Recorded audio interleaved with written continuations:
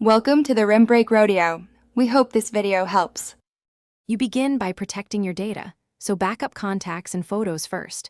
Once done, you avoid losses if something goes wrong. Next, enable app installs from alternative sources or stick to Play Store equivalents to get iOS-style launchers. Install a high-quality iPhone-like launcher and an iOS icon pack, then apply the icon theme. Make sure to set the provided wallpaper and grid layout so app positions match iPhone expectations, which creates a believable base for further changes.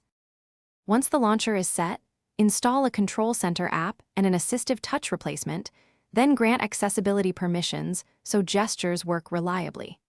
Configure a lock screen replacement that emulates iOS notifications and swipe to unlock behavior. Make adjustments to animation speed for realism. Install an iOS-like keyboard and a browser skinned like Safari, and tweak fonts and widget placements. You do this because layered apps recreate the feel, visuals plus input patterns, so your phone behaves more like an iPhone. Finish by hiding Android-specific widgets and status icons using a system UI tuner or launcher settings. Make sure the dock, badge style, and home indicator are correct. Test Control Center toggles and lock screen notifications across apps, and create Siri-like shortcuts for hands-free commands.